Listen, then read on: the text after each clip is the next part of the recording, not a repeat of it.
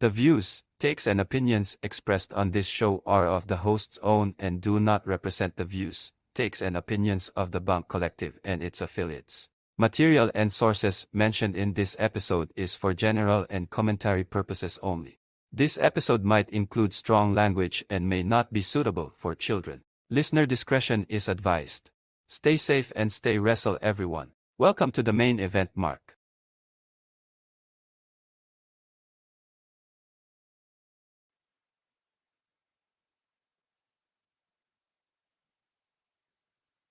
Oh, yes. Sorry, guys. Tara na naman tayo sa newbie tech eh. Ang inang newbie tech yan. But, yeah, I think we are able to get that.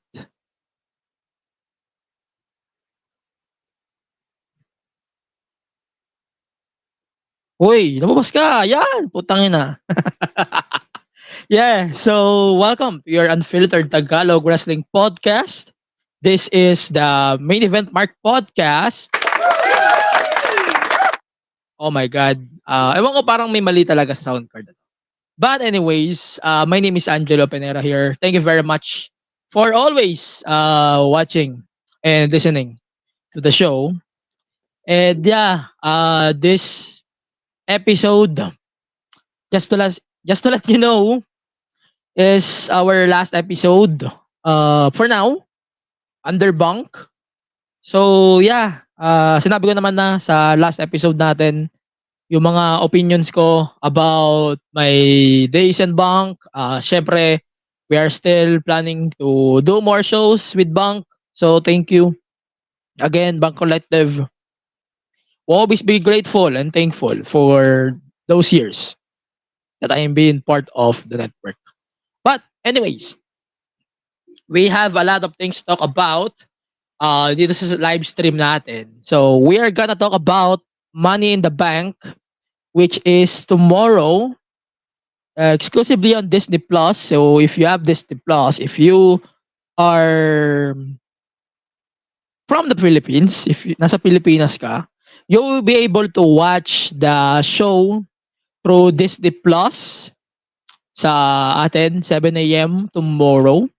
And yung Heatwave naman, syempre wala tayong broadcast right now. So wala tayong magagawa dyan. So, ito na yung schedule muna habang inaayos ko pa yung setup for today's live stream. Tatapos lang ng SmackDown, Money in the Bank kick-off as well, tapos na din. So, tomorrow on SmackDown or Money in the Bank, we're going to have a 2-hour countdown again on Peacock and the WWE social media platforms and on YouTube. Premium live event starts at 7 p.m. exclusively on Peacock. And then immediately following Money in the Bank, there will be a post-show. Yung post-show is basically yung media scrum nila, something like that.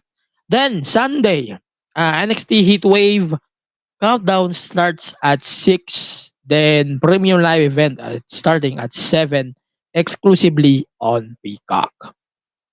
But yeah, we will talk about Money in the Bank later, and we're going to release a episode as well about Heatwave. But yeah, so for the meantime here, I hope you can support Main Event on all of the social media platforms at MEM Wrestling Pod. Putangin na, di ko para makita yung anak ko. And then, I hope you can support as well our shows tomorrow at yeah, 6 p.m. yung wait lang. Nawawala yung schedule ko. Pasensya na. Tomorrow is World Underground Wrestling Tagay na sa Brawl Pit. Yeah, that will be a fun night for sure, and we will see you guys there. Again, yung nakita niyo naman sa post ko kanina, we also confirmed that FPW Astig is coming on Top Sports. Kung may VOD, di ko rin alam. Kung anong magaganap, hindi ko alam. Kung anong episode, hindi ko rin alam. So, I'm not gonna reveal any of that shit. So, for now, you just have to wait for FPW wrestlers to reveal those information. Kasi ako, wala rin alam. Wala rin akong alam. So, I'm not gonna spread some bullshit here for now. Pero yeah, if we have information, we will let you guys know.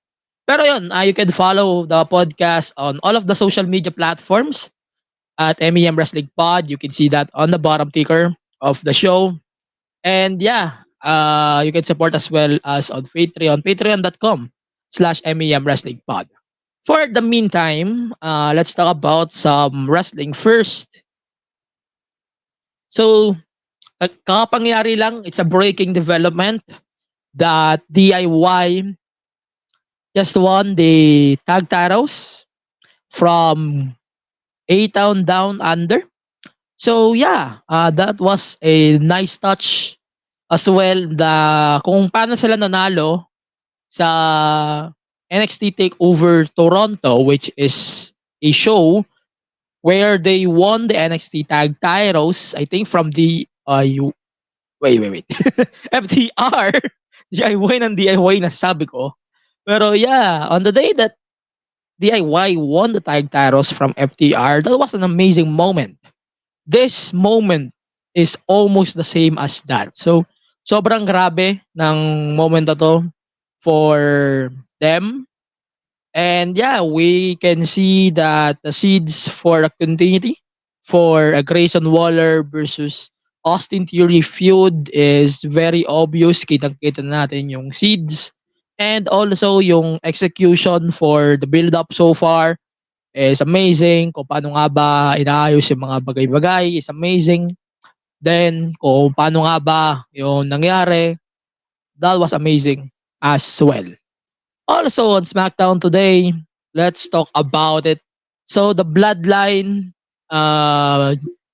na-realize ng WWE na hindi kasing galing ni Roman si Solo when it comes to his mic. So yeah, that was a smart move for WWE to pre-tape these promos instead.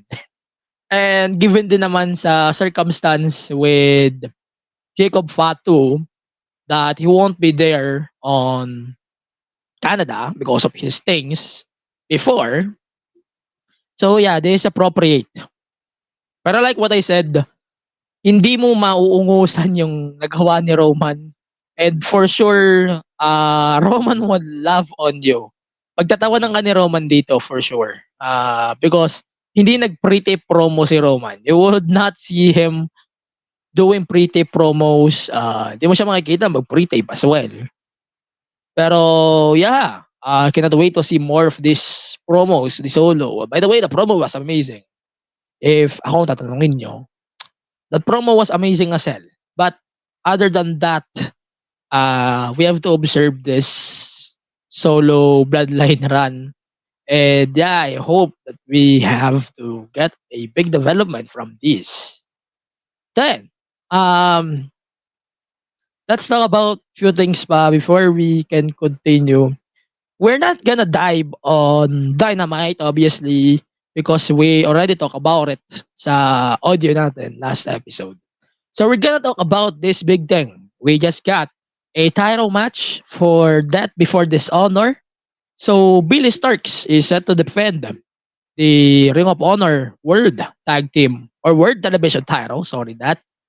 Then against Red Velvet, and then Athena is set to defend her women's title against Queen Aniata. So it's huge for the women's division of Ring of Honor to see both of the titles now being defended, possibly yung isa mag-main event pa. I could not say Mark Briscoe main eventing anytime soon. Anyways, it's a Friday then, so that might be huge for them. And that might be huge for the local scene over on Ring of Honor. So, we will talk about this once we can dive into the predictions, guys. Then in a few weeks' time, we're gonna have Slammiversary. Matches are being announced konti ng konti. So far we have this 6-way elimination match. We are also have the Jordan Grace versus ano pa ba? Ash by Elegance, by the way, is a champion is in Australia. So huge then. So good for her. Then also we have the match between AJ Francis versus PCO. Then we are fucking also have the match Forbidden Door between Charlie Dempsey and the Rascals next week on Impact. So that things in Impact should never sleep on that because TNA is really giving up the best shit on their show so far. But anyways, ito, lineup na to, Josh Alexander, Frankie Kazarian, Moose the champion, obviously, Nick Nemeth, Joe Hendry, and Steve Macklin. This is the final lineup for the upcoming tag tuloy, world title match at Slammiversary. This must be huge for TNA, and this must be huge for their company as well. And yeah, I hope that we can see some developments as well. Speaking of developments, on this week's TNA Impact, Nick Nemeth was taken out. Di natin na-reveal if it's the system, Frankie Kazarian, or someone else who actually took out Nick Nemeth on this week's TNA Impact. But we will find out more on that on next week's Impact since they already revealed that they're gonna reveal who was the attacker on this week's or next week's episode of Impact Wrestling on Access TV. So, this week's show should be huge for them, for TNA, and I cannot wait to see more of TNA down the line as well on their part. Also, let's talk about nga tong documentary na to. So, I have to talk about this. So, there's few things that was noted on this documentary. CM Punk versus Rollins is supposedly set to main event night 1 of WrestleMania. So, yan yung sabi ni, I think si H ang nagsabi nito. Then, Roman versus Rock is set to main event night 2. Pero parang nag-pivot sila o nagkaroon sila ng changes about it. Then, they decided to set the tag match and then yung Cody versus Roman for night 2. Other than that, wala na masyado na pag-usapan. Ang pag-usapan lang is mainly The Rock's shit is basically flexing shit on their on how he became part of TKO and yung shit niya sa Little Rock o sa Young Rock na flop naman. So yeah, I could not see few things senseless than that. But anyways, this must be huge, sana. Pero personally, I'm kind of disappointed on how things went out on this. Kasi number one, I am actually expecting a full or a whole WrestleMania behind the scenes. Not only this 4 or 2 matches, I was expecting the whole WrestleMania. Sorry to disappoint you, all of you. Pero I was expecting a bigger documentary than what we got. Like yung buong WrestleMania, kahit night 1, buong night 1 doon, buong night 2 doon. Yun, yun na medyo na-expect ko from the documentary. I was also expecting some main event stuff like yung aside from this 4, like yung kina Drew, yung kina Seth, yung kay Punk. But I guess di nila pwedeng i-gamitin yun kasi may current storyline din. But yung sa women, specifically women's side, I was expecting few things about it, specifically on women too. But well, I'm not surprised. I'm not surprised on how things went out on this, but I am really surprised on how things went out when it comes to this documentary. And it's very huge to see kung paano nga ba nag-went out tong shit na to. From that to that, but I am not that really surprised on how things went on this documentary. But yeah, isang reason ba't nga ba to ni YouTube, I can see, wala eh, di kasi maasahan si Disney Plus eh. Di kasi maasahan si Disney eh. So, wala tayong magagawa dyan. I hope na lang na by next year, wala na yan sa atin. We don't have the rights anymore on Disney Plus. So, we can really celebrate that we don't have Disney Plus rights anymore. So, we don't really have to deal with that. Yan. So, that should be it for our round one of our wrestling news this week on the show. So, if you have or if you want to listen on more thoughts on AEW, you can listen on this episode. By the way, it's available now on Spotify, YouTube, and on the main Event Mark YouTube channel. So, hindi siya nagpa-pop up. Yeah. So, kakapop up lang. Sorry guys. Ayan. So, kakapop up lang. So, AEW New Japan Forbidden Door review. Plus, we gave also my review on the Fallout of Dynamite. We also gave my impressions on Mercedes Monday giving or getting 2 belts 2 months after her debut sa AEW. We gave some thoughts about it. Then later on the PWPH podcast, like what I just mentioned in the beginning, we are gonna have a episode talking about the Tony Khan last episode. Now we talk about Wyatt 6. So Wyatt 6 episode ang ating pinag-usapan doon sa parating na episode ng PWPH podcast. And yeah, I hope you guys not gonna miss it. Anyways, we're gonna do some predictions here on the podcast when we come back. Before we continue, we just want to give a shout out to our friends from Pro Wrestling Philippines Club Network.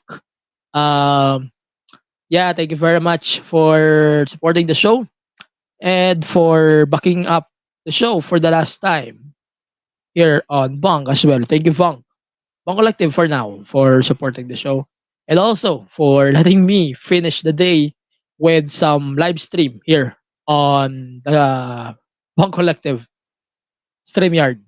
Yeah, I'm really grateful that you allowed me to do that on this last day of the operations. But yeah, so for the meantime, let's take a short break here. Let's check our kabunk mates on Bong Collective. This episode is sponsored by Blast TV. You can watch your favorite WWE weekly shows, UFC, NFL, and more absolutely for free if you are Converge or Globe at Home subscriber.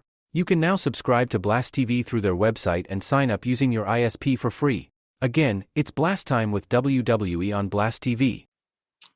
Welcome back to the Main Event Mark podcast. Again, my name is Angelo Penera here. Let's continue our program. Again, reminding you guys that tonight on the PWPH podcast at 6 p.m., we are going to talk about the Wyatt 6. And I hope you guys are not gonna miss it because it's really interesting. It's really short. Nakapanibago. So you guys should not miss it.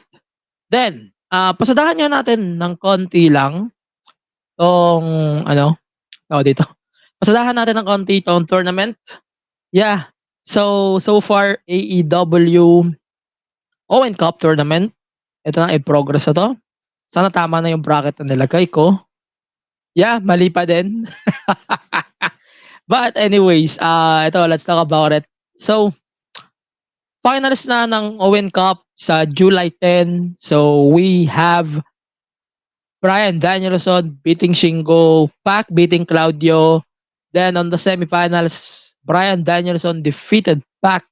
Other bracket, Jay White versus Hangman Adam Page will take place at Collision. So we will find out more on that. Then on the other bracket, we have Willow Nightingale advancing to the finals, beating Chris Statlander. And then on the other bracket, Mariah May defeated Saraya. Then Hikaru Shida fought her way.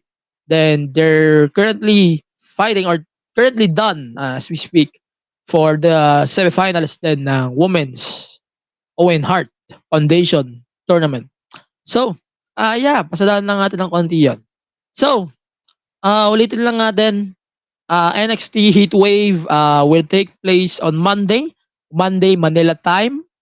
If you want to know my predictions about NXT Heatwave, a new episode will be released later or probably tomorrow regarding NXT Heatwave. So keep an eye on that. We're going to release a new episode within the next few hours for the bonus episode for the show. Keep an eye on that. Then let's focus now on our official predictions for this year's Money in the Bank. Again, Money in the Bank is set to be televised exclusively on Disney Plus tomorrow, July 7 at 7 a.m. If you want to go muna sa Money in the Bank bago pumunta ng Brawl Pit for World Underground Wrestling, tagay na, then you have to watch Money in the Bank muna. It's only available live, by the way, exclusively on Disney Plus. We're going to give our predictions in a moment. If you're gonna miss it, you can catch the audio only version of this episode later, exclusively on Spotify and on the rest of the podcast platforms. So, let's dive na on our predictions. So, first thing, we have Cody, Randy Orton, and Kevin Owens versus the Bloodline, Solo Sikoa, Tamaloa, and Tama Tonga. Wala po si Jacob Fatu. It was confirmed that Jacob Fatu is not competing for this match, or malay natin magkaroon ng bypass. Hindi pa natin kasi na confirm if Jacob is allowed to compete. Kasi nga may kaso siya before. Alam niyo naman yung mga Fatu eh. But anyways, yeah. Predictions on this match. Randy Orton keeps an eye on the WWE Championship. Kevin Owens promised that this match is going to be for her mother, or will be a tribute for her mother, na nagre-recover right now in the hospital, few hours from the venue, Scotiabank Arena. Then yeah, that should be huge for them for this match. But like what I am saying here, as much as I want to see this trio Bloodline actually winning, gusto ko manalo sila KO, Randy, and Cody. Para lang siguro makabawi sa Bloodline. I'm not meant na I want to see them win. Pero ang basis ko kasi dito, if Solo is getting his match at SummerSlam for the title, then we should actually get Cody versus Solo at SummerSlam. And then wala na sila the rest. Wala na si Orton, wala na si KO, wala na yung buong Bloodline. It's just Cody and Solo. Then Roman should return in a big way, screwing Solo Sikoa at SummerSlam. Then that should be huge. This feud is a bad blood or War Games worthy feud for Team Bloodline versus Team Bloodline. Yeah, that should be huge for them to actually set it up on the title match between Solo and Cody. Also, I don't really see that Cody should compete against Randy Orton. Yes, it makes sense because put over wise. Pero storyline, it has to be Cody versus Solo just to prove the point that Solo is really eyeing on the Bloodline thing. and he wants to keep Roman away of the being tribal chief, then yeah, we should see Cody versus Solo instead of Cody versus Randy. As much as I want to see that, but I don't really think that should be appropriate. But for the meantime, prediction wise, I think it should be, as much as I want Randy, Kevin, and Orton to win, Cody to win. Sorry. Cody, Randy, and Kevin to win. I have to give it to Bloodline just to let Solo get a title match at SummerSlam. Next, it's for Intercontinental title. It should be a pop-up by now. Sami Zayn versus Braun Breaker for the Intercontinental title. Katatapos lang nung show ni Sami sa Canada din. Shoutouts kay Bon. Grabe yung show na yon sa Toronto, yung comedy show niya. Yeah, wala nang birwan dito. It should be taken seriously. Braun Breaker is someone that they are trying to book just in time for the Netflix deal, and it should be better to give him the title. Pero is Sami ready to lose on his hometown to someone who is growing on the scene, someone who is growing further in the roster? I really think yes. But it's really interesting to see that they are ready to book Braun Breaker as the champion. But it's really interesting then kung paano nga ba yung magiging stops ito going forward. But yeah, Braun Breaker. I want to see Braun win, but in realistic, siguro I have to give it to Sami muna. Siguro Sami deserves it more.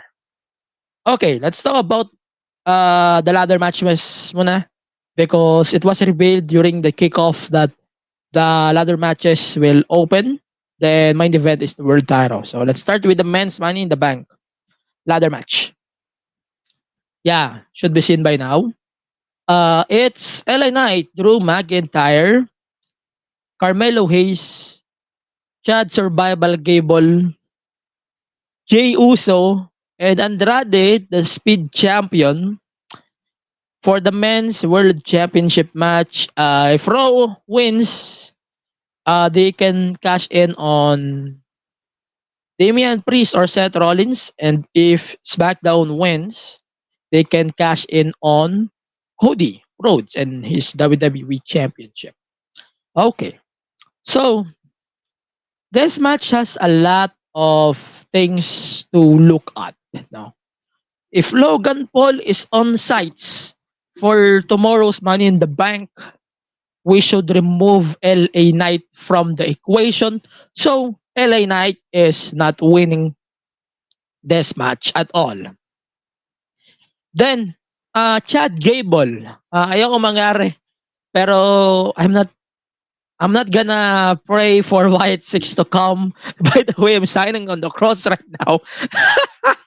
Baka may dumating din dito.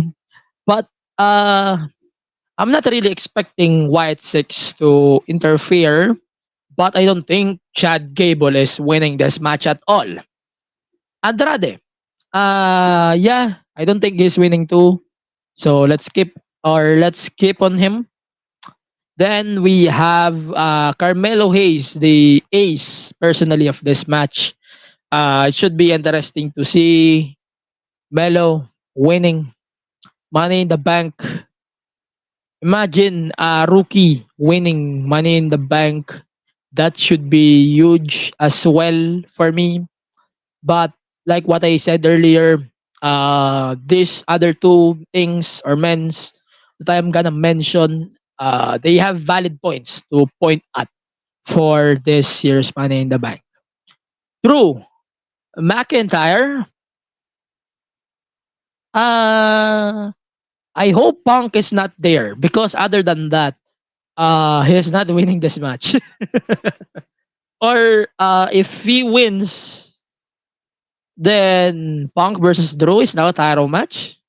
then he's going to lose to Gunter. Then we can have Drew versus Punk without the title. Then Drew can fight Gunter for a rematch. Then Bad Blood na ang Punk versus Drew. Then there might be a few things to consider on that show. But regardless, I don't really see Drew winning Money in the Bank. That's a take. Jey Uso. Jey Uso is over as fuck. The intensity of this dude, the charisma of this dude is just top notch. Walang ibang makakahigit doon. He is just charismatic. Tsaka yung meron siyang charisma to prove himself further. And I think he should prove that by tomorrow, Money in the Bank. Favorite to win. Okay. So para sa akin, medyo obvious that it's a draw win. Pero kung ako masusunod, it should be Jey Uso or Melo. It's time for Melo to win. Yung underdog ko, hindi si Chad, hindi rin si Andrade. It should be Melo and LA Knight. But yeah, like what I said, my favorites to win, it's either Drew or Jey Uso.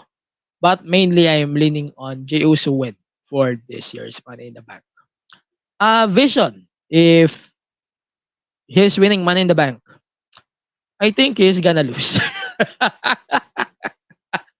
Yun. So, yun ang naisip ko. If Drew wins, actually, feeling ko din matatalo siya because of Punk. Like what I said, Drew's obsession of Punk is really ruining everything on his path. And this might be one of them. So, as much as I want to see Drew winning Money in the Bank, this not gonna happen.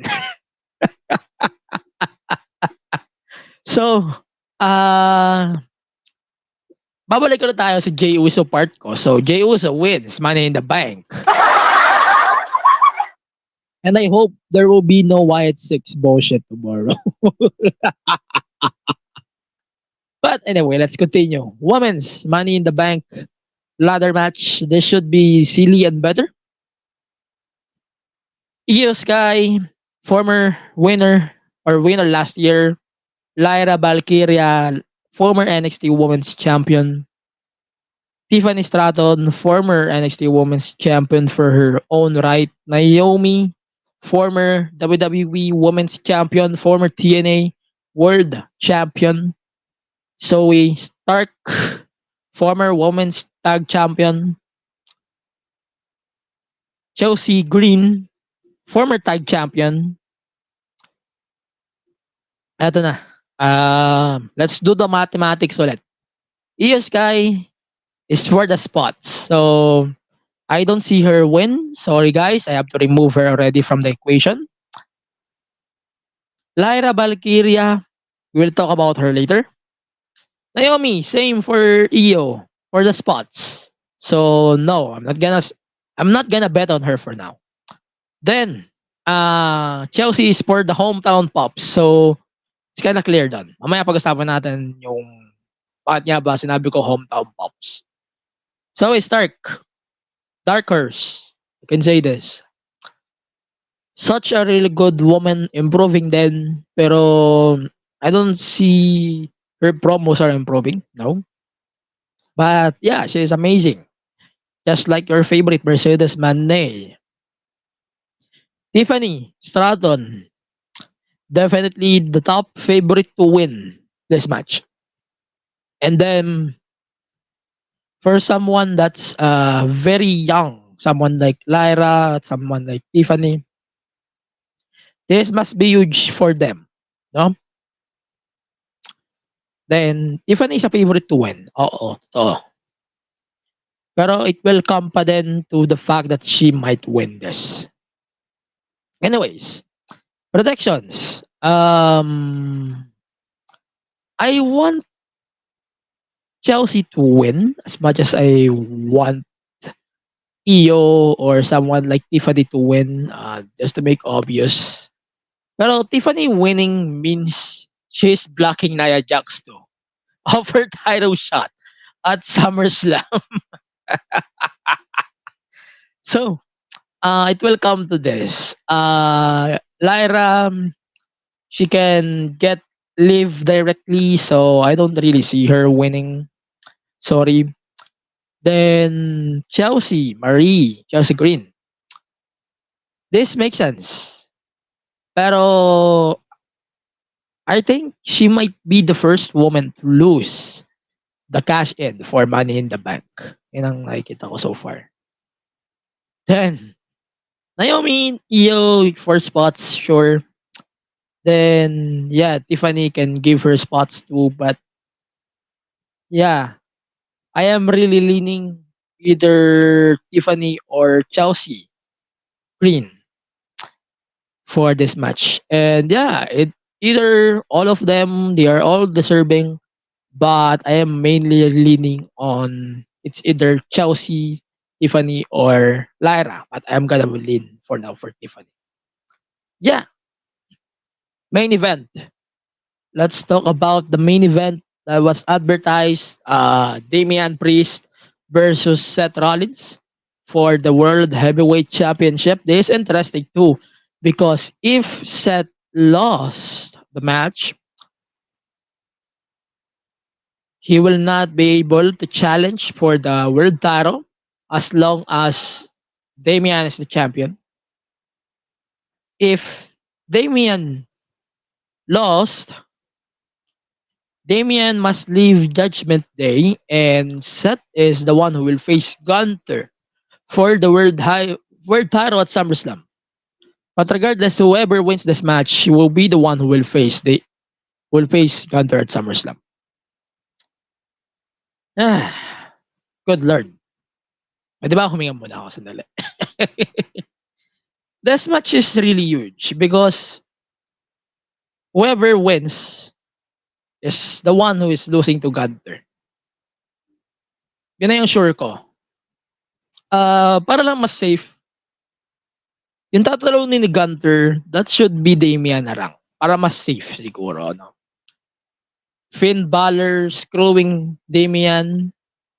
Then Seth obviously is losing here.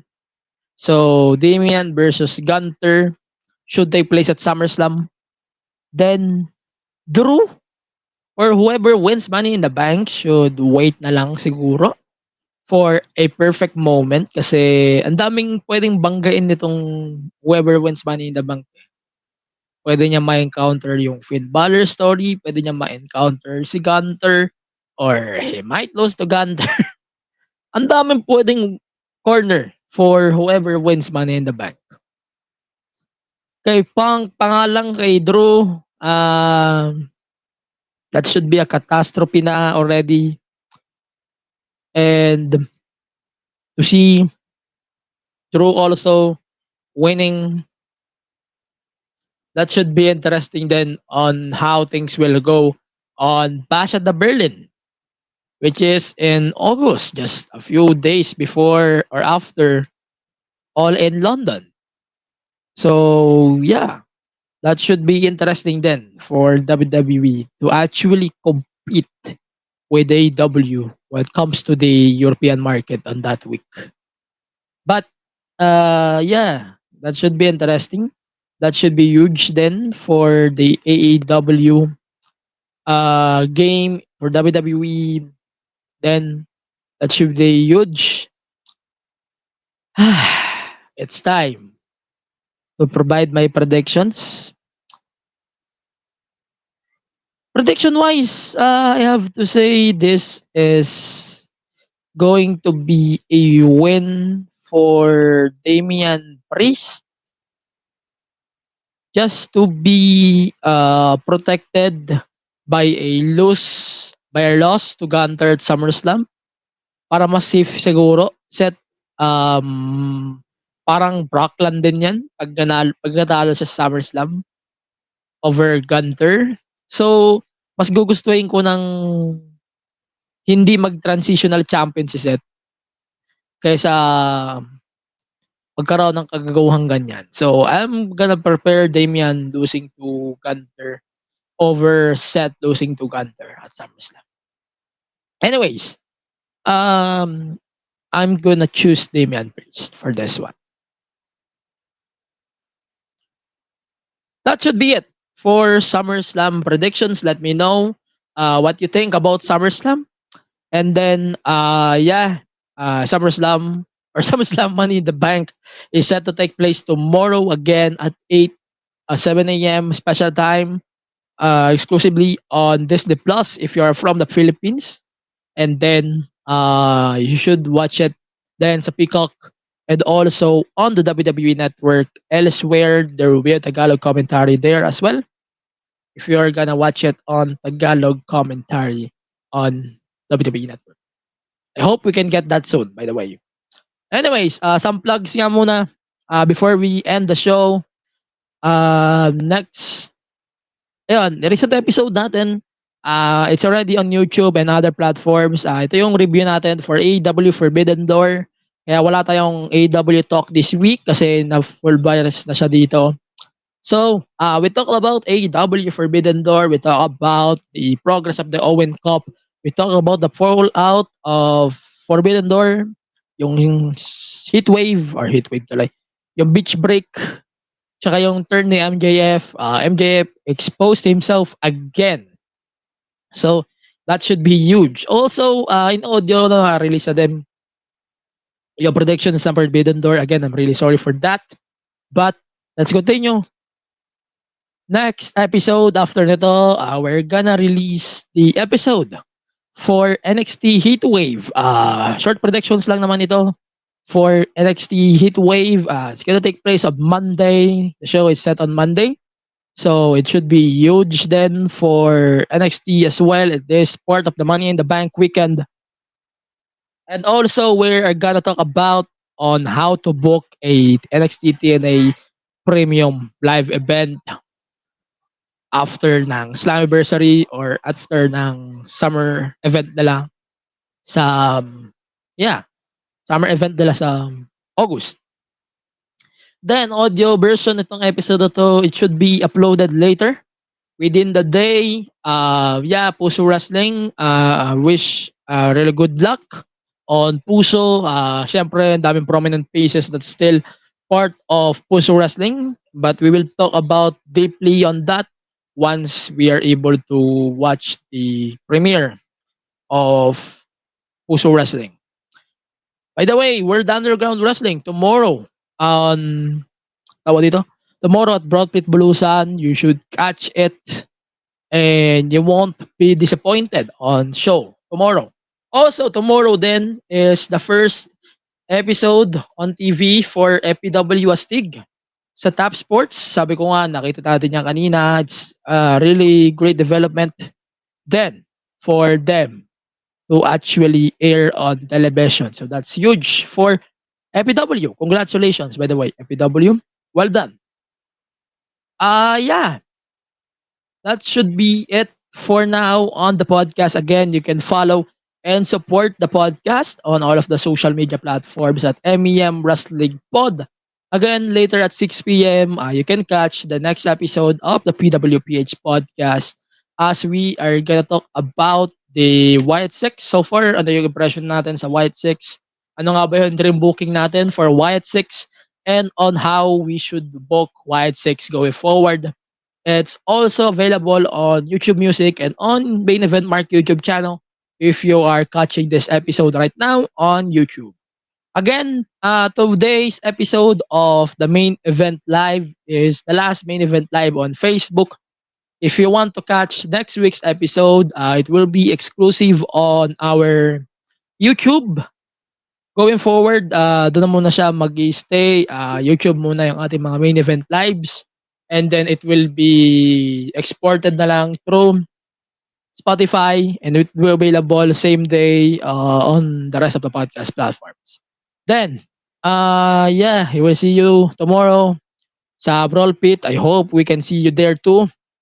But for now, thank you very much again for watching and listening to the Main Event Mark. Again, my name is Angelo Penera. I hope you can support all of our shows here. Maraming salamat ulit, Bank Collective, for 2 years. We will see you later. And good night for now. Bye-bye. Stay safe as Reso. Happy holidays sa mga taga-US. And yeah, we will see you guys soon. Bye for now.